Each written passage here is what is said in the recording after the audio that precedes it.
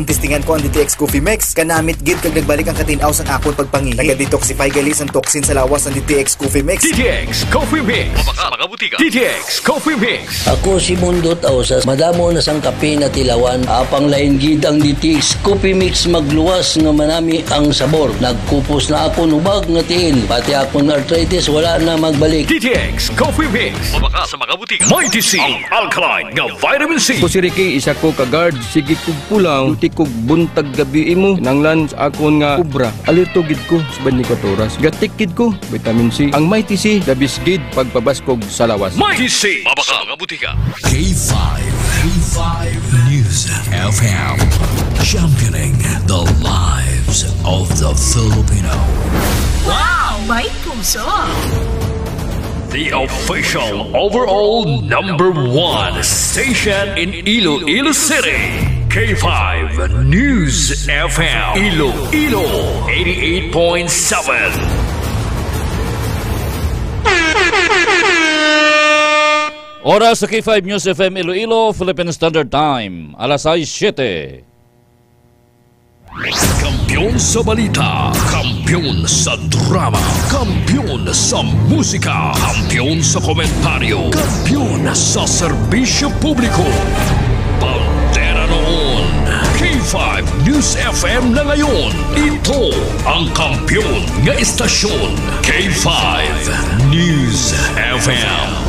Championing the lives of the Filipino.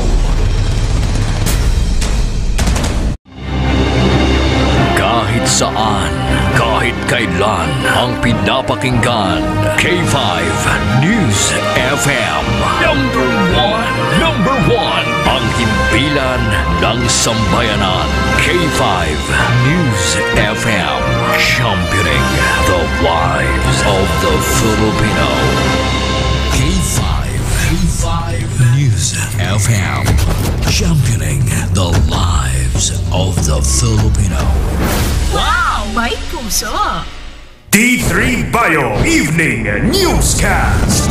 The latest and the most comprehensive news of the day. Dito lang mapapakinggan sa D3 Bio Evening Newscast. Mga naglalakihang mga balitang lokal. Balita mula sa Luzon, Visayas at Mindanao. Mga balita sa labas ng bansa. Balitang sport at mundo ng showbiz. D3 Bio Evening Newscast. At ngayon, narito na ang inyong K5 News Team. Ka-K5, Sunny Sarabia Punay at Kimberly Caluyo.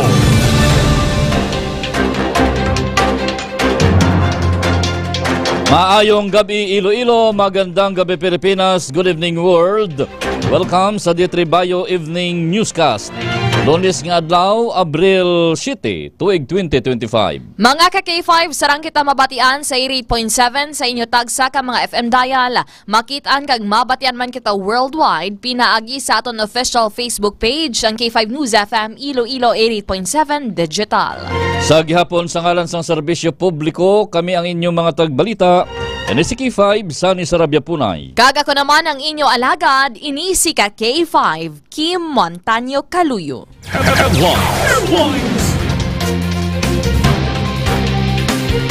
Sa mga pangulong dinalan, ginadulang sa kaluan sang D3 Bio. Nahimo sa vitamin D3 kag virgin coconut oil. Sa mga nagabalik-balik ang hilana tubo kag sipon, kag para makalikaw kita sa dinggi, magtumar sang D3 Bio sang clinical di alternatibo medisina. Natural nga antiviral kag antibacterial. Gani kung gusto nyo mag-ayo, mag D3 Bio. Sa nagapangunang nga balita lokal, President kag CEO sang K5 News FM Iloilo, kag Clinical di Alternativo Medicina and Wellness Center Doc Ramil Oy, kinatagan sang pagkilala sang ang papel sang kababayenhan sa sosyedad. Sa dugang nga headline, selebrasyon sang 124th semana sang Iloilo nagsugod na. Samtang Iloilo City Government ginpainbulahan ang mga best performing police station sa kampanya batok sa illegal nga druga. Kag sa dugang nga headline sa balitang lokal, LTO6 Director nga si Attorney Gaudioso Hiraspan II natala na nga mapagwas ang statement angot sa pagpatay sa driver sang iya tiayon sa banwa sang Pavia. Sa nagapanguna nga balita nasyonal, mga pinasahi nga ngalan sa confidential fund sang OVP kag DepEd ginpagwa na. Sa dugang nga headlines, BRP Cabra, ginbalabagan kag lapit na lang mabungguan ang konsang CCG vessel sa baybayon malapit sa Zambales. Sa balita international, pila ka mga pungsod gintawgan si Trump matapos sinigin patuman ang pagsaka sang taripa. Sa aton balita sa patag sang sports, number 1 team sa Western Conference nga Oklahoma City Thunder gintambakan sang LA Lakers. Kag sa aton balita sa patag sang entertainment, Chris Aquino ginpasalamatan ang mga fans kag mga abyan nga nagbulig sa iya pagpaayo.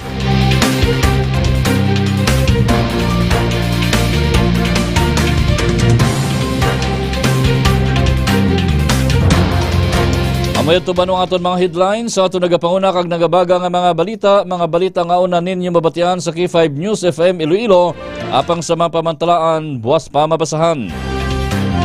Philippine Standard Time alas 6:12 kag karon sa detalye na sa aton mga balita. Balitang lokal. Ang masunod ng mga balita lokal nga inyong mabatian igadulong sa kalwan sa Klinika DTX Coffee Mix with ampalaya, chia seeds at desugared sugarcane extract powder. Para sa may mga diabetes o kunyara na sa baby ang pagka-diabetiko nga bawal na mag-inom sa kape nga puro lang kalamay, hindi magkabalaka. Pwede hapon makapangapi, mag-Klinika DTX Coffee Mix, ang pinaka-healthy nga kape. Nakapangapi ka na, naka-detox ka pa. Sa detalye na sa aton mga balita lokal, ginatagan sa pagkilala ni K5 News FM Philippines kag Klinika de Alternativo Medicina President kag CEO Doc Ramil Oy ang dako nga papel sa makababaynhan sa sosyedad. Sa ginpatigayon nga culminating ceremony, may kauntaran sa pagselebrar sa 2025 National Women's Month Celebration subong adlaw Abril 7 sa Iloilo Police Provincial Office, new site sa barangay Sablogon, Pasay City. Konsiderin, guest of honor and speaker si Doc Ramil Oy, iya ginpatpat ang importansya sang isa ka babae nga konsiderin suno sa iya sa likod sang tagsa ka malalaki mayara sa isa ka babae nga nagaservice nga kusog sini. Duga pa ni Doc Ramil Oy nga isa ka babae ang isa man sa marason nga nalabot sini ang iya mga kadalagan sa kabuhi kag ini amo ang iya iloy. Gidatagan man sa pagdamod sa presidente kag CEO nga ang kababainhan ang nagasuksok sa uniforme sa Philippine National Police sa ila dedikasyon sa pagpasiguro nga mahatagan sang proteksyon ang mapamuluyo nga magatulog or makatulog sa mahamuokan kagabihon nga wala sang kakugmat. Sa ulihi nga bahin sang iya nga pagpamulong-pulong ginpahanumdum sini ang makababainhan nga hindi magpangduha-duha sa paglabot sang ilang mga handom bangod nga kaangay sa mga kalalakinan ginbugayan man ang mainis ang kusog, kabakod kag kaaram. Yaman ginpasalamatan ang APPO sa paghatag sa isang kahigunan nga mangin kabahin sa isa kadako nga kahiwatan. Sa dugang nga balita lokal, nag-courtesy call si Auxiliary Captain Ramil Uy sang Philippine Coast Guard Auxiliary 100 1308 Squadron kag kay Philippine Coast Guard District Western Visayas Commander nga si Commodore Philip Y. Zoria subong nga adlaw Abril 7 tuig 2025. Kadungan sang pagbisita sa Talatapan nakighinon-anon ini upod kay Auxiliary Ronald Raymond Sebastian angot sa preparasyon sa nagahilapit nga 2025 Philippine Coast Guard Auxiliary National Convention subong nga bulan sang Abril. Malipayo naman nga ginbaton ni Auxiliary Captain Ramil Uy ang personalized pen nga regalo gikan kay Auxiliary Ronald Raymond Sebastian. Si Dr. Ramil Uy ang presidente kag Chief Executive Officer sang K5 News FM Philippines kag Klinika de Alternativo Medicina and Wellness Center. Philippine Standard Time alas 6:15 sa iban pa nga balita lokal. Nag-umpisa subong adlaw ang selebrasyon sang 124th semana sang Iloilo. Ini ang ginpangunahan ni Governor Arthur Defensor Jr., mga heads kag mga empleyado sang naglain-lain nga departamento sang Iloilo Provincial Capital.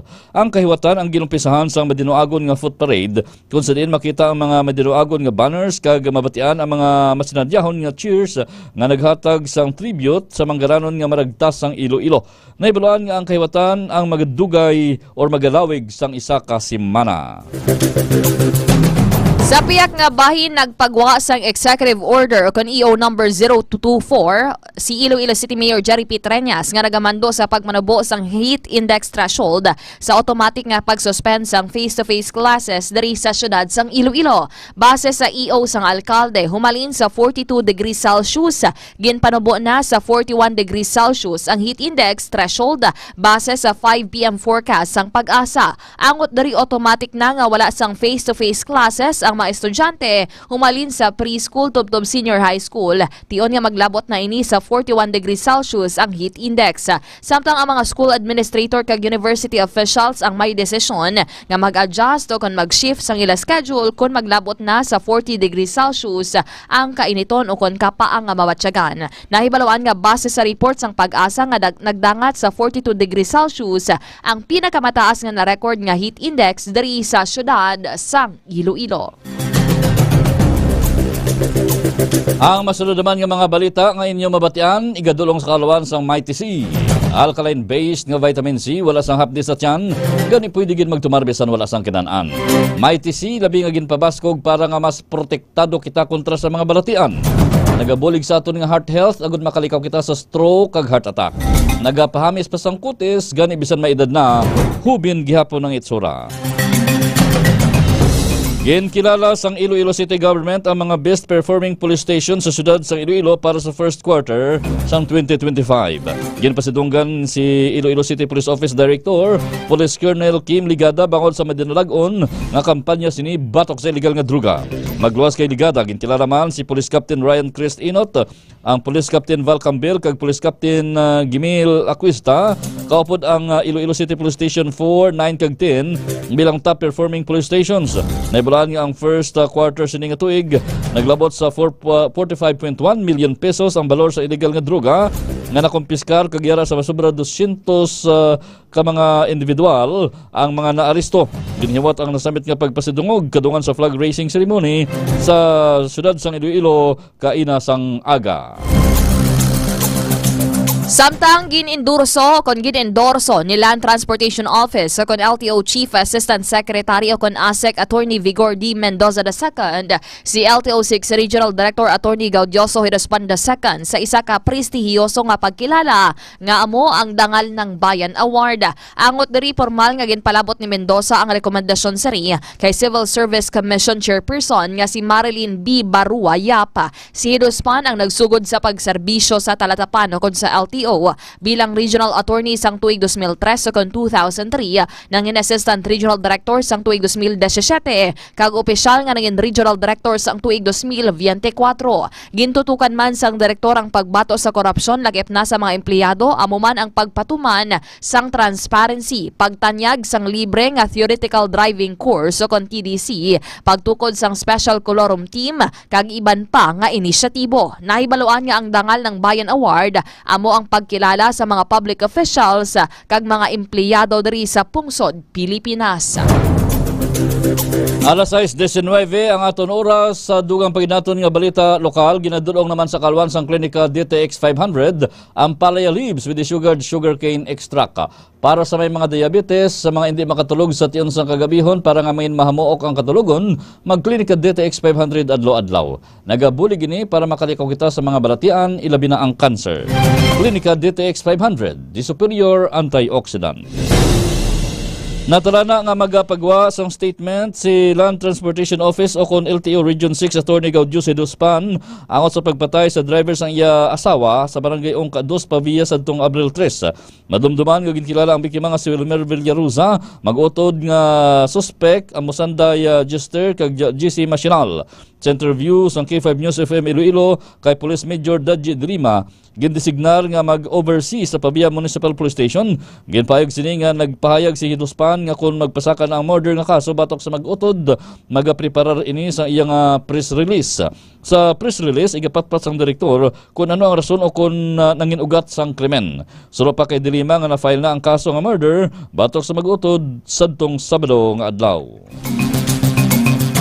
Sa kaangot nga balitang lokal, nag-umpisa na ang investigasyon sang Iloilo Police Provincial Office o kon IPPO sa reklamo ni Land Transportation Office o kon LTO Region 6 Director nga si Attorney Gaudioso Hidaspan II batok sa anay hepe sang Pavia Municipal Police Station nga si Police Major Harold Rendura. Sa interview sang K5 News FM Iloilo kay Police Major Rolando Aranyo, ang spokesperson sang IPPO, iya ginpahayag nga gindagdagan lang si Rendora ni IPPO Director Colonel Bayan ni Razalan sang administrative relief bangod sa reklamo kag agud mahatagan sang ligwa ang investigasyon kag hindi maapektuhan. Suro pa kay Aranyo nga posible ibalik pa bilang officer in charge kon OIC sang Pavia MPS si Rendura kung wala sang may makita nga kapabayaan sa iya nga katungdanan. Sa karon, si Rendura ang gin-assign sa headquarters sang IPPO sa Banwa sang Santa Barbara samtang ginmanduan naman ni Razalan si Provincial Drug Enforcement Unit o kon PDEU Chief Major Daji Dalima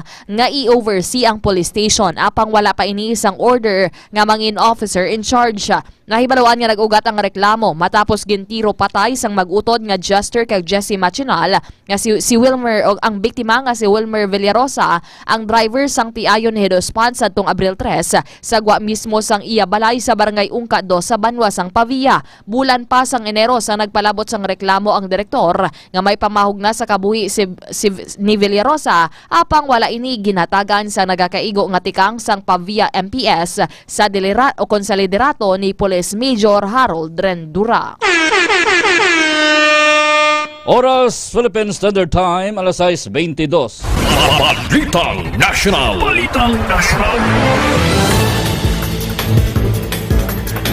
Sa ilo kita banwa sa detalye naman sa ato nagapanguna nga balita nasyonal, ginadulong naman sa kalwan sang Klinika DTX Beauty Soap. Para sa mga luyag magputi kag maghamis ang kutis, magklinika DTX Beauty Soap adlaw-adlaw kada magpaligo. Nagabulig ini para makalikaw kita sa mga balatian sa panit kasubong sang buni, kati-kati, punggod kag iban pa. Klinika DTX Beauty Soap na antimicrobial soap pa.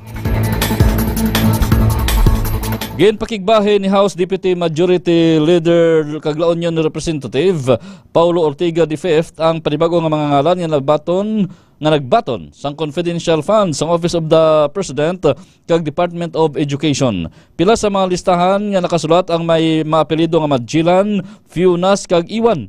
Dugang pasininga ang mga ngalan nga kasubong ng Dayhanilit, Camille C., Fiona Biong, Fiona Villegas kag Jewel Linangan ang benepisyaryo sang 500 million pesos nga confidential funds sang OVP.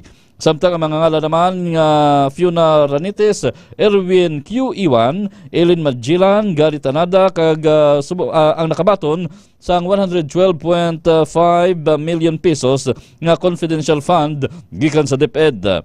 Ang nasampit nga mga ngalan ang wala sa opisyal nga pizza kung sano ini ginbunag, ginkasal o kung pizza kung sano ini nagtaliwan sa datos ng Philippine Statistics Authority o kung PSA.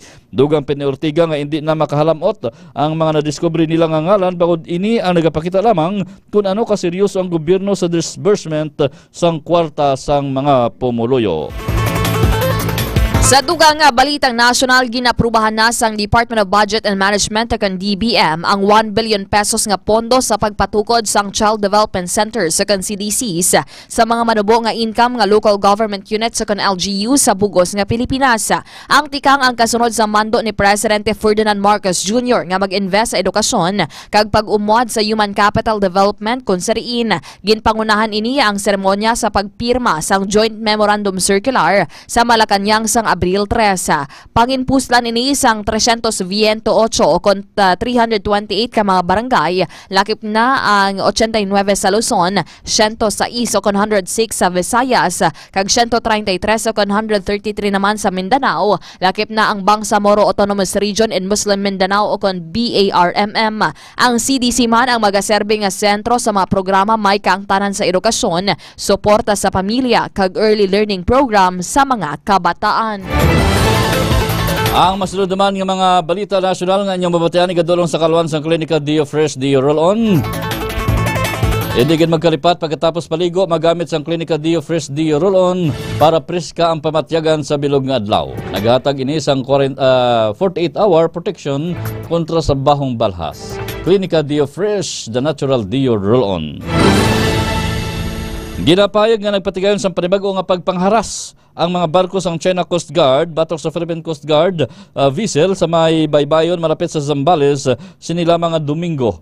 Sa pagbahin nga video ni PCG spokesperson for the West Philippine Sea, Commodore J. Tarila, makitaan ang ginhimo nga reckless kag peligroso nga maniobra sang CCG 3302 nga ginbalabagan kag ginpalapitan pa ang BRP Cabra kag lapit na lamang sini mabungguan. Nagtuga naman ini sang concern angot sa pagsunod sang China Coast Guard sa Convention on the International Regulations for Preventing Collisions kag sea kung sa diin lakip ini sa mga nagpirma. Nahimo naman nga makalikaw ang sang BRP Abra kag mapunggan ang posible pagbuguanay pinagi sa seamanship skills o kon ikasangkol sa paglayag kag profesionalismo sa mga crew sang BRP Abra. Kag sa aton pinakauli nga balitang nasyonal, gilayon nga investigaran sang Department of Social Welfare and Development kan DSWD ang ginapayag paggamit sang isa ka mentally challenged sa kampanya sang isa ka kandidato o kun sang isa ka kandidato bato kay Pasig City Mayor Vico Soto bangod sa ginapayag kakulangan sang proyekto sa mga persons with disabilities sa kan PWDs. Ini ang nagipahayag ni DSWD Secretary Rex Gatchalian matapos nagreklamo ang pamilya sang PWD kag pag-upload sa video kung sariin ginapayag sa nga gingamit ang isa ka tawo nga mentally challenged. Dugang pa ang paggamit sa mga PWD sa pagpamulitika ang mahimo makabing nga paglapas sa RA 7610 o kung ang Special Protection of Children Against Abuse, Exploitation and Discrimination Act. Balita International.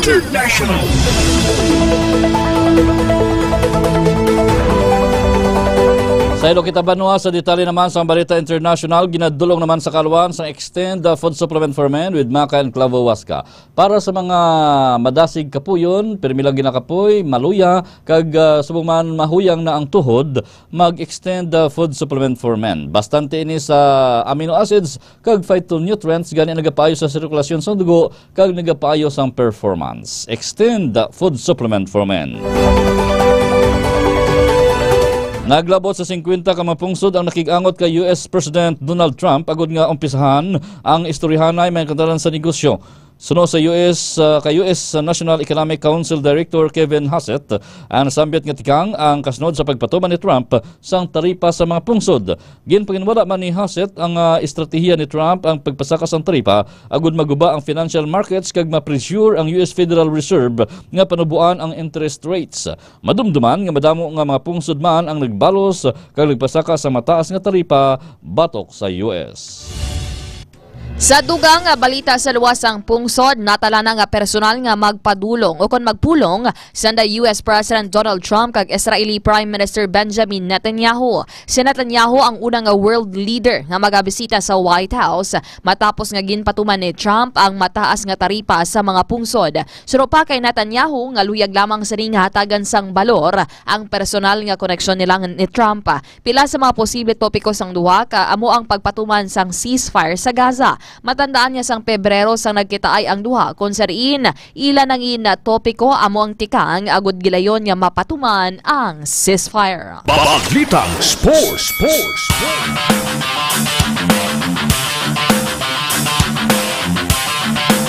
Pagkaroon sa detalye naman sa aton balita sa patag sang hinampang, ginadulong naman sa kalwan sang Klinika Spur Biotics with 80 billion CFU sang good bacteria o kon probiotics.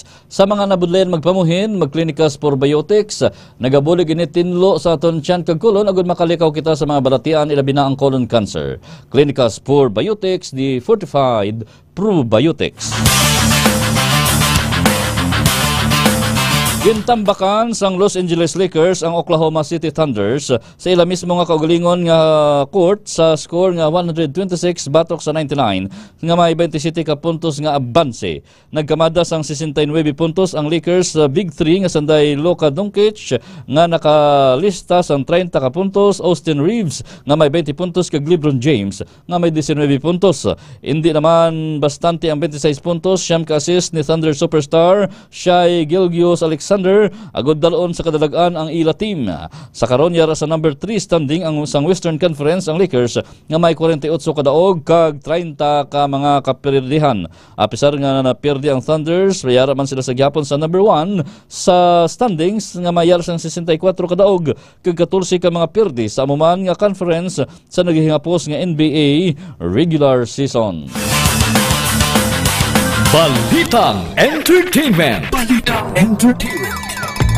Kag sa ato naman balitang showbiz, ginpasalamatan ni Chris Aquino ang mga fans sukon taga-suporta kag ang iya mga abyan nga nagatag sa iya sang suporta matapos ang pagbulagay nila sang doktor sa nga nobyo. Dugang pa niya luwasan ni may pilaman ini ka mga friends nga nagpadala sang mga pagkaon kon sarin nakabulig ini agod mabalik ang iya gana sa pagkaon. Ginpakigbahin man sang TV host ang mga ginhimo niya nga pagpila sa mga ospital kon sarin temprano pa ini nagpadulong sa iya mga appointment. Matandaan nga padayon sa karon ang ginahiwat nga pagpabulong ni Chris Aquino sa iya autoimmune diseases. Samtang sa ato naman pinakamaayo nga balita. Sa 1 Peter 2:24 nagasiling, si Kristo mismo ang nag-ako sa aton mga sala sang siya ginlansang sa krus, agud hindi na kita magpakasala kundi magkabuhi kita nga matarong tungod sa iya mga pilas ginayo kita. Philippine Standard Time, alas 6:31. Kag amid to ba namang kabugusan sa ato nagapanguna nga mga balita sa D3 Bayo Evening Newscast. Mga ka-K5, good evening gid sa aton siri nga mga maukod nga tagpalamati dira sa kay Mami Immaculate sa distrito sang La Paz, dira kay Sir sa aton siri nga mga tagpalamati live viewers naton sa karon kay Sir Philip Luis King, ka-K5 Marcelo Haudian dira sa Maymolo nga nagatutok diri sa aton nga pagpangalagad kay Mr. Boyet Parcon sang Western Visayas Transport Cooperative kon WVTC kag sa mga driver dira sang modernized bus kag mga jeepney o kon traditional jeepney mga ka-K5. Good evening gid sa tanan-tanan naton nga mga K5 Iloilo Solid Supporters Chapter 1 and Chapter 2. Mga ka-K5, padayon kamo nga mag-like, mag-follow kag share sa among official social media pages. Ang K5 News FM Iloilo 88.7 kag K5 News FM Iloilo 88.7 digital. Makitaan kami sa amon nga Facebook page, sa amon nga YouTube channel and of course sa amon TikTok account. Bantayan ang mga programa sa gabi sang K5 News FM Iloilo alas 7. Tungtong alas 9 ang programa K5 Kuna Funpal upod kay K5 Troitisoy. Alas 9:30 tungtong alas 12 ang programa K5 Night Watch upod kay K5 Kim Kaluyo. Kag ang iningabay sa aton mga pagbalita buylugman nga ginadulong ni K5 Ray Espiha Omaray nga palangga gid ang mga taga-pututan. Sa ngalan, sang bugos nga puwersa sang K5 News Center. Sa gihapon, kami ang inyo mga tagbalita, ini si K5, Sunny Sarabia Punay. Kag ako naman ang inyo alagad, ini si K5, Kim Montaño Kaluyo. Para sa kampiyon nga balita, serbisyo publiko, kag kalingawan sa Iloilo, number 1 na kita. K5 News FM. Kampiyon sa balita.